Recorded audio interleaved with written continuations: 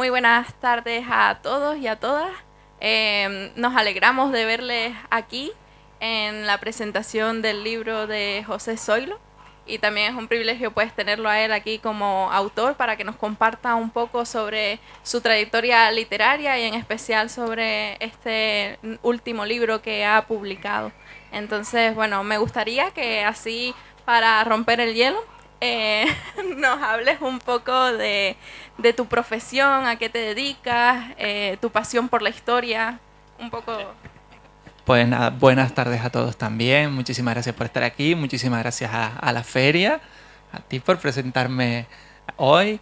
Y nada, bueno, pues soy José Zoilo y efectivamente soy biólogo, ¿vale? Soy novelista también. Siempre digo que soy novelista porque es algo que me gusta y con lo que disfruto mucho y que lo hago realmente porque es mi pasión, ¿no? También siempre suelo decir que si fuera un trabajo no lo haría, porque entonces ya tendría unas obligaciones y realmente yo lo hago cuando quiero y porque quiero, ¿no? Y yo me acuerdo sobre todo al principio cuando yo empecé a escribir, mucha gente me decía, madre mía, eres biólogo, ¿y qué haces escribiendo historia, no? Yo luego he visto que la mayor parte de los compañeros que escriben novela histórica tampoco tienen nada que ver con lo que es la academia de la historia, ¿no? Y en mi caso, yo siempre digo que yo desde muy pequeñito me gustaban, yo tenía tres aficiones, ¿no? Me gustaba leer, cualquier cosa que cayera en mis manos, me encantaba la historia y me encantaba jugar a baloncesto. Jugar a baloncesto era muy complicado, ya midiendo 1,73 ya no podía dedicarme a eso, ¿no? Eh, pero es verdad que a medida que fui creciendo,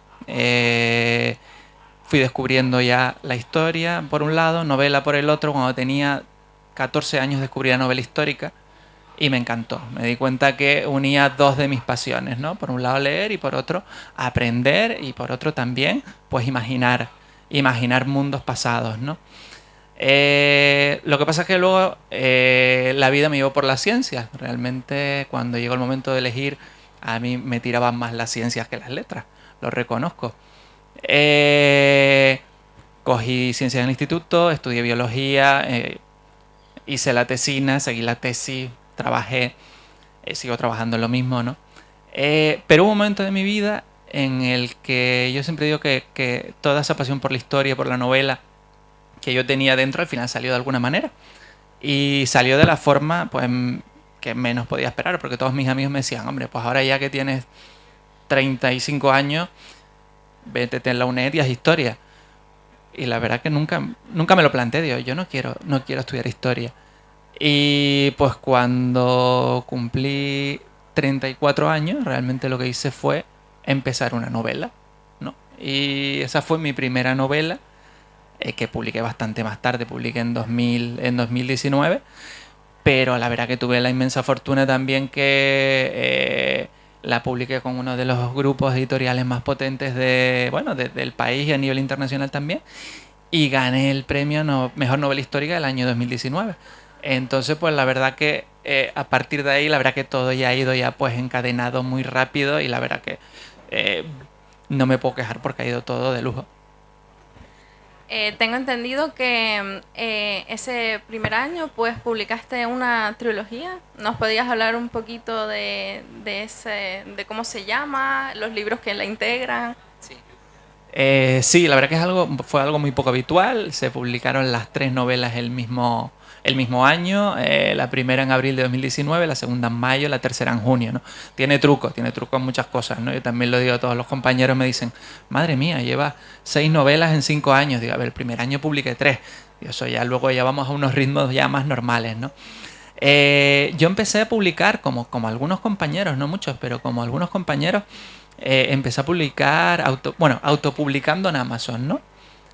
Otro muy amigo mío, David Hill, también, que también está en Penguin también en su momento. Pues yo empecé en Amazon autopublicando las dos primeras novelas de la trilogía, ¿no? La trilogía se llama Las cenizas de Hispania. La primera novela fue El Alano, la segunda fue Niebla y Acero y la tercera fue El Dux del fin del mundo, ¿no? Y las dos primeras novelas pues las autopubliqué, ¿no? Yo siempre digo que las autopubliqué un poco por presión también de mi entorno, porque yo escribí las novelas en 2011, las acabé en 2012, las guardé en un cajón Y entonces se la fui dejando pues primero los amigos, la familia, y luego ya el círculo empezó a ampliarse, ¿no? Y ya todo el mundo me decía, oye, ¿por qué no publicas? ¿Por qué no publicas? Y yo decía, a ver, yo realmente escribí por cómo disfruto escribiendo, ¿no? Yo no quiero venderlo, o sea, me da igual, o sea, si se vende bien y si no se vende, pues también, ¿no? Yo solo con la sensación y lo que disfruto escribiendo ya tengo, ¿no? Claro, eso fue en 2012, ya en 2017 ya tenía la cabeza pues como un bombo de que me dijeran, haz algo con las novelas, sácalas ya. Y entonces en 2017 salió uno de los premios Kindle de Amazon, de los premios indie, ¿no? Y ya por presión dije, mira, pues lo voy a sacar en Amazon, lo voy a publicar. Y ya nadie me va a volver a decir nada de que no hago nada con las novelas, ¿no? Saqué la primera novela de la trilogía. Al año siguiente, 2018, saqué la segunda novela. Y entonces fue cuando la que fue mi primera editora en Ediciones B, en Penguin Random House, que además es una apasionada de esta época del fin del Imperio Romano, de repente dijo, hay alguien que escribe sobre el fin del Imperio Romano. Y yo no sé quién es. Y entonces, pues la verdad que me contactó por redes y me ofreció valorar las 3 novelas. Me dijo, oye, tienes 3 novelas y ya sabemos que has sacado 2, pero queda una, ¿no? Yo, lógicamente, le mandé las novelas, las valoraron. Yo siempre digo, claro, yo en ese momento tenía mucha presión también porque decía, madre mía, ya han pasado 2 meses y no me dice si le gustan o no le gustan. Claro, el problema eran 3 novelas, cada novela eran 600 páginas.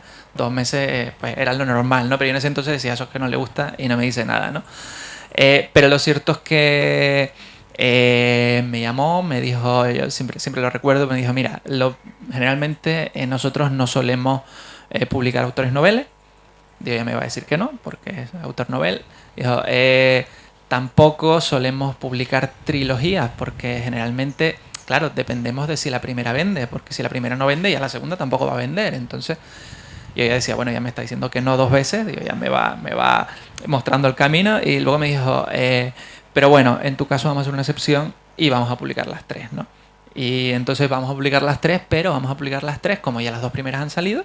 Vamos a hacerlo pues de forma consecutiva, ¿no? Primero abril, luego mayo y luego junio, ¿no? Y así fue como salió la trilogía y como empecé en este mundillo. Pues muy bien, justo me acabas de recordar porque estaba hablando con una autora esta mañana de los escritores y las escritoras que escriben para guardar, ¿no? Porque piensan que quizás, pues como lo hacen desde la condición más humilde, porque lo disfrutan realmente, pues no piensan en publicar, pero es bueno pues hoy en día tener ese fruto, ¿no? de ese trabajo. Y bueno, ya para adentrarnos un poco en este último libro, que es La frontera de piedra, pues me gustaría que nos hablases un poco de cuál fue tu proceso creativo. Sabemos que no forma parte de la trilogía inicial, pero que sí sigue como un hilo conductor y bueno, que nos hables un poco de él. Un poquito de la novela. Pues sí, esta es mi sexta novela ya. Y realmente surgió porque en esa trilogía en la que tanto disfruté, ¿no? Yo descubrí, la primera novela se llamaba Al-Alano, descubrí que el pueblo de los alanos me fascinaba, ¿no? Yo cuando me puse a trabajar en esas cenizas de Hispania, lo hice porque realmente a mí lo que me gustaba era el fin del Imperio Romano y todo lo que era la figura del rey Arturo. Me gustaba mucho la leyenda. Yo creo como a muchos jóvenes con 12, 13, 14 años que nos gusta todo lo que tiene que ver con el pasado y misterios y tal. Pues a mí me gustaba mucho. Entonces cuando yo dije, ¿y sobre qué voy a escribir? Dije, pues escribe sobre esa época. Digo, no voy a escribir sobre el rey Arturo. Primero porque mi autor favorito escribe sobre él y no voy a hacer nada mejor que él. Y segundo, pues porque realmente Gran Bretaña yo la conozco, pero no tanto. Entonces dije, bueno, pues mira, voy a mirar qué pasó en el siglo V en la península ibérica. Y entonces en la península ibérica, yo siempre lo digo y bueno, mucha gente se ríe con eso. En el instituto solo aprendimos que había suevos, vándalos y alanos y nada más. Y además en ese orden. No sabemos absolutamente nada más, ¿no? En cambio sabemos que Arturo defendió Britania de anglos, jutos y sajones. Eso sí lo sabemos, ¿no? Y entonces cuando yo empecé a mirar todo lo que había pasado en ese siglo V, descubrí unas cosas tremendas, tan tremendas que la idea era hacer una novela y hice tres, porque tenía demasiado material, quería hacer la vida de un personaje y era demasiado, ¿no? Y en todo eso, a mí lo que me fascinó era el pueblo de los alanos, ¿no? Eh, ¿Por qué? Porque son un pueblo bárbaro muy diferente a lo que nosotros tenemos en mente, ¿no? Nosotros tenemos en mente, por ejemplo, a los godos, que luego llegan a la península ibérica y, bueno, son más conocidos. Son pueblos que vienen de Escandinavia, que hacen una migración enorme por Europa, terminan asentándose en la península, tienen pues unos dioses, ¿no? Lo que es un panteón celestial común, porque vienen todos de, bueno, lo que luego los vikingos decimos que es Odín, Thor, bueno, pues ellos realmente son anteriores a los vikingos y lo llaman Boden, ¿vale? Tienen otros nombres, pero tienen un origen común. En cambio, los alanos a mí me sorprendieron muchísimo porque se trataba de un pueblo que venía, pues de las grandes llanuras de Rusia, ¿vale? De la estepa rusa. Que además no tenían un origen nórdico, un origen europeo, ¿no? Tenían un origen iranio. Que además tenían una religión que no tenía nada que ver con ningún pueblo que viviera en ese entonces en todo lo que era la cuenca del Mediterráneo. Y entonces a mí me fascinó que una gente como esa atravesara miles de kilómetros. Ellos vivían entre el mar Caspio y el mar Negro, ¿no? Que llegaran a la península ibérica, miles de kilómetros, y luego además terminaran asentándose en Cartago, en la actual Túnez, ¿no? Y me parecía que ese pueblo había hecho una epopeya increíble, ¿no? Un pueblo que además también era un pueblo nómada, no conocían, bueno, despreciaban la agricultura, ¿vale? Porque ellos entendían, era un pueblo muy belicoso, ellos entendían que mancharse las manos en la tierra para conseguir comida era algo indigno cuando realmente la podían obtener de sus enemigos, ¿no? Eran pueblos que vivían en constante movimiento, eran nómadas, no conocían la edificación, no tenían ni edificios de madera, ni edificios de piedra, ningún tipo de edificio, ¿no? Vivían en yurtas. Claro, eso a mí me fascinó cuando estaba mirando lo de las cenizas de Hispania, pero claro, las cenizas de Hispania, mi protagonista ya estaba en la península ibérica. Por tanto, sus abuelos habían partido de su área de origen para llegar al final, muchos años después, a la península. Y claro, durante todo ese tiempo documentándome sobre estos alanos, dije, mira, yo la novela que voy a hacer ahora, bueno, la trilogía que voy a hacer ahora es en la península ibérica, pero yo quiero hacer algo con cómo vivía esta gente al otro lado, ¿no? Cuando vivían fuera de Roma y realmente sabíamos muy poquito de ellos, ¿no? Y de ahí surgió pues la idea, el germen de esta novela, ¿no? Y la dificultad que tiene también esta novela, ¿no? Porque, bueno, esta novela y otras que vayan por este lado, porque los alanos eran un pueblo que no escribían, no conocían la escritura tampoco. Lo poquito que tenemos en registro histórico es precisamente por los romanos, ¿no? Entonces, pues bueno, todo lo que tenemos generalmente es del enemigo, que los ve de una manera, y ahí pues entra también el sesgo también de la subjetividad que tiene cada uno, ¿no? Vamos a poner un ejemplo, los hunos que son coetáneos en esta época. Si lees las crónicas romanas de Amiano Marcelino, que es uno de los grandes cronistas de la época, tú piensas que, bueno, él llega a decir que son animales de dos patas, ¿no? Totalmente indignos, o sea, claro, realmente, claro, son sus enemigos, ¿no? Entonces, a la hora de tú meterte ahí como novelista, tú tienes que tratar un poquito de abstraerte y tratar de pensar un poquito cómo podían ser las cosas en un lado y en el otro, ¿no? Y ahí fue donde surgió pues la frontera de piedra, ¿no? De tratar de darle vida pues a cómo vivía este pueblo en el otro lado de Roma y cómo es una entrada violenta, trágica, que ocurre justo en este momento, en el año 376 más o menos, que da lugar a uno de los grandes, podríamos decir, de los grandes desastres del imperio, ¿no? Podríamos decir que es el inicio del fin de Roma, ¿no? No lo vamos a ver hasta un siglo después de la parte occidental, pero realmente cuando todo cambia es en este momento clave, ¿no? Y para eso esta novela pues nos lo introduce desde el punto de vista de dos primos, ¿vale? Dos primos alanos, son Saphrax y Goar, que son separados siendo muy jovencitos. Goar es separado porque Goar se va con Roma a ser instruido como militar del imperio.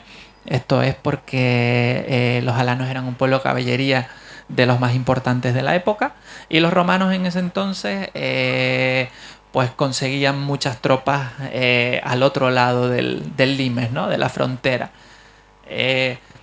Siempre digo, ya esto es una cosa muy friki mía, ¿vale?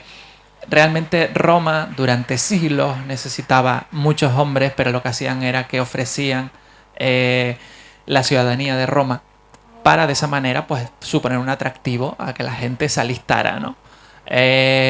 Caracalla, uno de los emperadores, llega un momento donde le concede la ciudadanía a todos los habitantes del imperio. Claro, esto por un lado socialmente es maravilloso, por un lado militar es un problema, porque ya nadie tiene realmente una motivación para estoy 25 años en la milicia y luego yo soy ciudadano romano y mi familia también. Entonces esto hace que Roma a partir de ahí tenga que recurrir constantemente a tropas del otro lado, ¿no?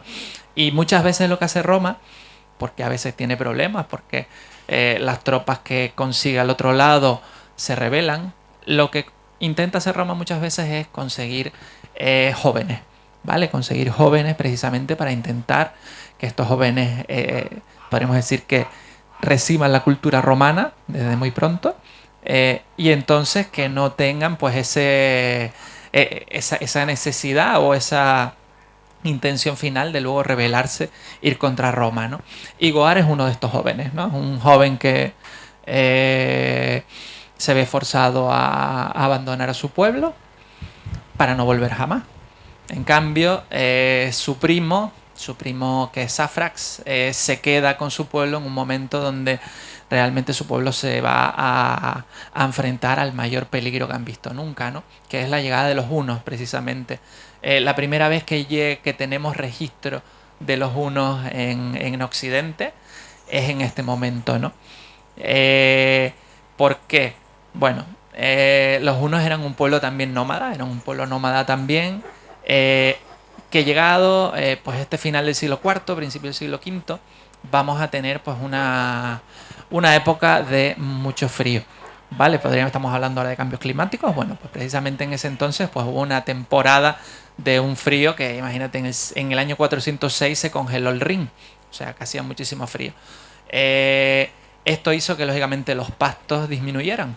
Claro, al disminuir los pastos, un pueblo como la Lana, un pueblo como el Huno, que dependía exclusivamente de la ganadería, tiene que moverse, ¿no? Constantemente, y se mueven continuamente hacia occidente. Los hunos empujan a los alanos empujan a los que están al lado, que son los godos, y al final los godos terminan entrando en Roma junto con los que quieren escapar de estos hunos, que son una amenaza surgida de lo que es el centro de la estepa, ¿no?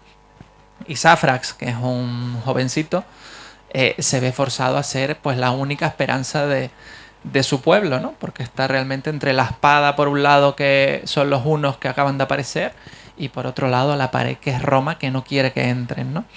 Y bueno, esa es un poquito la idea de cómo va a transcurrir la novela y cómo va a ser la vida de los dos primos la que nos va a explicar pues este momento trascendental. Muy bien. Como te comentaba antes, es una de las primeras veces que me enfrento pues al género al género histórico, de novela histórica, y la verdad es que algo que me llama mucho la atención es cómo debes ceñirte a ese contexto histórico y ser fiel a él, pero a la vez tienes la oportunidad de desarrollar una narrativa propia, y me gustaría saber cómo haces ese equilibrio. Vale, eso es lo más difícil siempre, o sea, lo más difícil es tener el equilibrio, ¿no? Porque por un lado te tienes que ceñir a la historia, lo que sabemos. O sea, yo generalmente hago novelas de épocas donde sabemos poquito, ¿vale? Yo siempre lo digo, si yo tuviera que escribir una novela de la República Romana, pues sabemos muchísimas cosas, entonces la ficción es muy difícil, ¿no? En cambio, si estamos hablando de un momento como el fin del Imperio Romano, tenemos muy poquitas crónicas. A veces tenemos datos de un año pasó una cosa, otro año pasó la otra, otro año pasó la otra, y entonces lo bueno de un novelista es que lo que hace es rellenar estas lagunas, ¿no? Y las tienes que rellenar de forma verosímil, o sea, tú no sabes realmente qué pasó, ¿no? Pero tú tienes que tratar de que todo tenga lógica, y todo tiene que tener lógica desde el punto de vista histórico-político, ¿vale? Eso está claro. Pero claro, todo tiene que tener lógica desde el punto de vista social, ¿no? Cuando uno se documenta para una novela histórica, yo generalmente tardo un año en documentarme, ¿vale? Pero claro, tienes que conocer muy bien todo lo que ocurre, tienes que saber, si hay, o sea, luego los lectores de novela histórica somos muy puñeteros, yo soy el primero, ¿no? Y generalmente si hay algún error no te lo van a perdonar, ¿no? Y entonces tú para eso tienes que estar preparado en todo, ¿vale? Tienes que tratar de reflejar en lo posible una sociedad, en este caso del siglo IV, con unos condicionantes del siglo IV. Claro, la ventaja es que las emociones y los deseos de la gente, es verdad que no cambian del siglo IV ahora. ¿Vale? A veces cambian la forma de obtenerlos, pero realmente las envidias, los amores, las ambiciones, nada de eso cambia. Nosotros podemos meterlo, ¿no? Y podemos meterlo generalmente tanto en personajes de ficción como en personajes históricos. En personajes históricos siempre es más difícil, ¿vale? Porque pues yo no sé cómo pensaba el emperador, ¿vale? No sé cómo pensaba. Sé probablemente que hubo un cronista que decía que el emperador pensaba de tal manera. Probablemente el cronista era o amigo del emperador o era todo lo contrario. Entonces tú tienes que saber un poquito por dónde ir, ¿no? Y luego tienes la ventaja de los personajes de ficción, los personajes que están un poquito, podríamos decir, en un segundo plano, que nunca han llegado a la historia. Esos personajes son muy fáciles de tratar, ¿no? Siempre y cuando tengas verosimilitud con toda la época y el escenario, ¿no?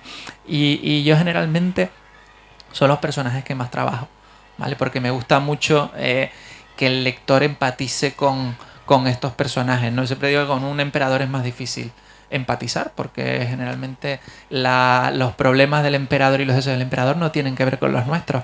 En cambio, las esperanzas podríamos decir, de alguien a pie de calle es lo que a nosotros nos mueve, ¿no?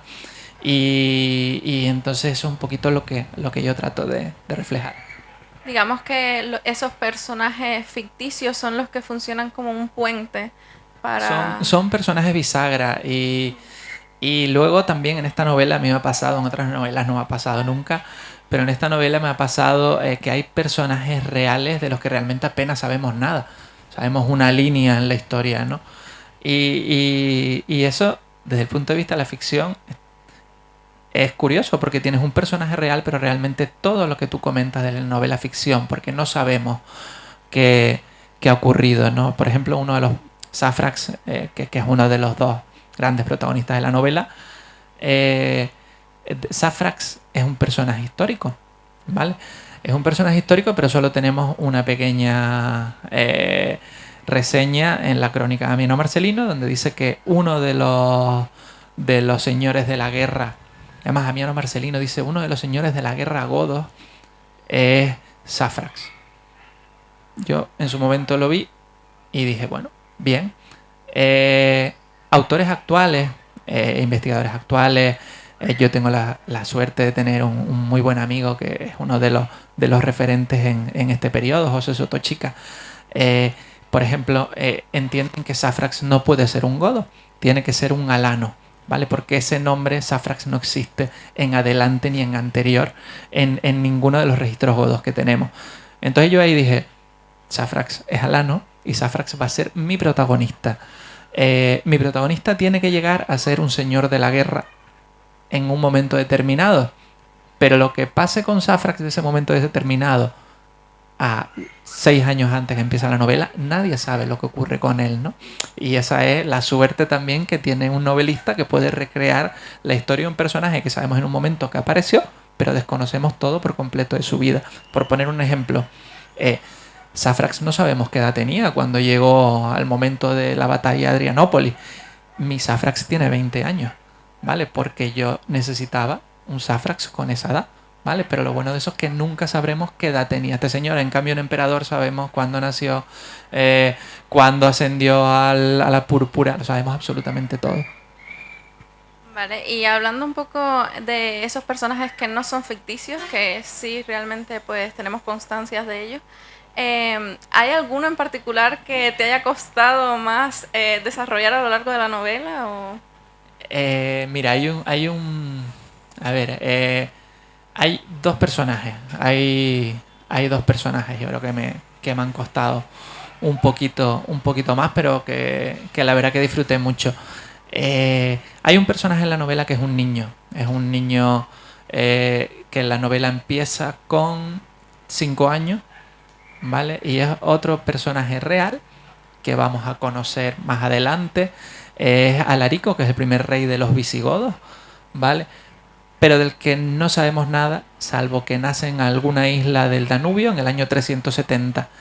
Y yo quería que Alarico fuera uno de los protagonistas de la novela, pero claro, es un Alarico muy jovencito, es un niño de 5 años que se ve forzado, como el resto de su pueblo, a introducirse en Roma. Es una de las grandes tragedias de la humanidad. No hemos mejorado mucho, seguimos teniendo muchas, ¿no? Y más actualmente que lo estamos viendo.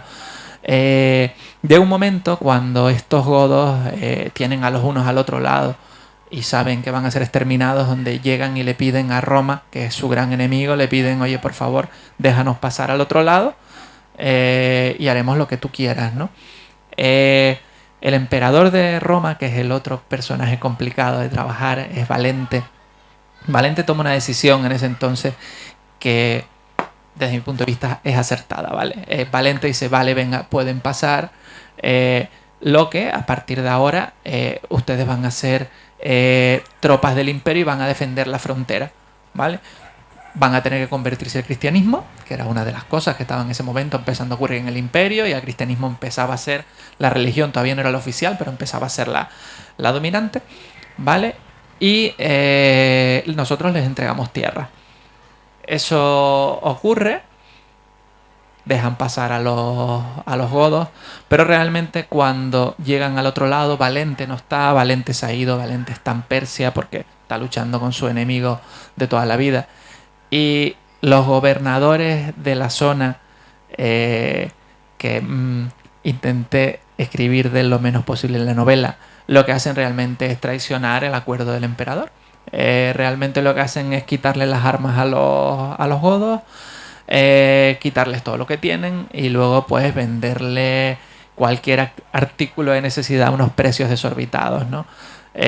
Incluso las crónicas romanas, que eran ellos mismos, ¿no? Llegaban a decir, para que veamos lo terrible de la situación, llegaban a decir que a los padres godos, los romanos, les ofrecían un perro a cambio de sus hijos para poder comer algo, ¿no? Era algo tremendo, ¿no? Y entonces yo quería poner a ese Alarico con 5 años, 6 años viviendo todo eso. Vamos a pensar porque Alarico es el primer bárbaro que saquea Roma años después, ¿no? Y entonces yo quería trabajar un poquito pues todo lo que era ese Alarico, ¿no? Y por el otro lado estaba Valente. Valente era el emperador y a mí los emperadores me cuesta tocarlos, ¿no? Y Valente es un emperador donde sabemos bastante y además es un emperador que cometió muchísimos errores. Y bueno, es un emperador, vamos a pensar que es el primer emperador romano que muere en batalla. Ninguno había muerto hasta ese entonces, ¿no? Y entonces los romanos no le tenían mucha fe, ¿no? Y bueno, es otro de los personajes complicados de tocar. Vale, pues nada, yo la verdad es que estoy encantada con toda esta explicación que nos has dado, porque siempre me ha parecido como súper curioso pues ese trabajo que hace el escritor de novela histórica. Creo que es un género bastante trabajoso, de mucha bibliografía, de informarte demasiado. De viajes también. Yo una de las cosas que le digo a todo el mundo, digo, es maravilloso. O sea, escribir una novela histórica, por ese lado es maravilloso, porque a mí y a muchos compañeros también, que lo hemos hablado, me encanta irme a los lugares donde transcurre la novela. Y me gusta además porque es una forma, o sea, te transmite, el escenario te transmite lo que tú luego vas a poner en la novela, ¿no? Y la verdad que es una de las cosas maravillosas que tiene la novela histórica, que te permite viajar también y tú pues aprovechar los días. Claro, y así puedes trasladarlo de una forma pues más fiel a tu creación. Nada, yo propongo que ahora, si quieren, puedan abordar a José Zoilo con alguna pregunta, alguna inquietud que tengan sobre su libro, algún comentario que quieran hacerle. O si no, pues ya podríamos pasar a la carpa de firmas y también podríamos adquirir pues el libro en cualquiera de las librerías que colaboran con nosotros en esta feria del libro. Si alguno quiere, aprovechen.